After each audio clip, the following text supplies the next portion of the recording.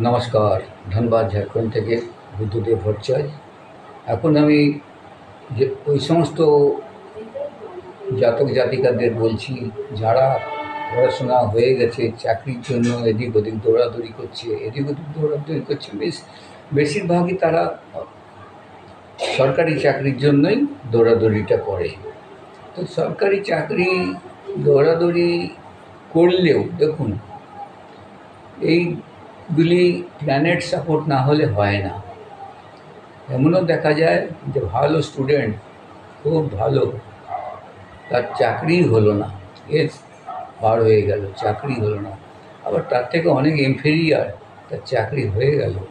সে কেন হলো? তার প্ল্যানেট সাপোর্ট আছে, এর প্ল্যানেট সাপোর্ট নেই।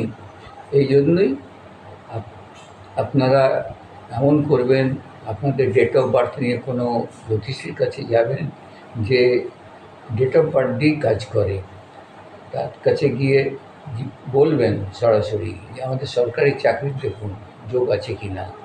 উনি দেখে বলবেন, যদি থাকে তাহলে প্রেডিকশান দিবে।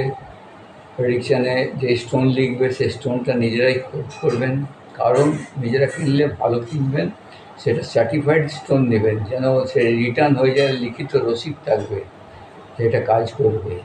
আর স্টোন যদি নেন কোনো জ্যোতিষীর থেকে, সে আপনাকে রসিদ দিতে পারবে না স্টোনের।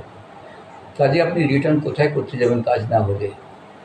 তো ওটা ফেলে দিতে হবে, কাজও হলো না, ফেলে দিতে হবে।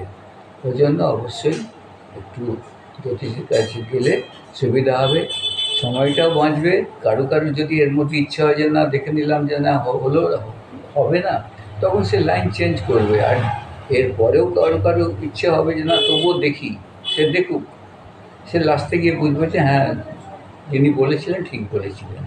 এখন আমি এতটাই বললাম, আর আগামী দিনে আবার অন্য কিছু বলবো। সকলে ভালো।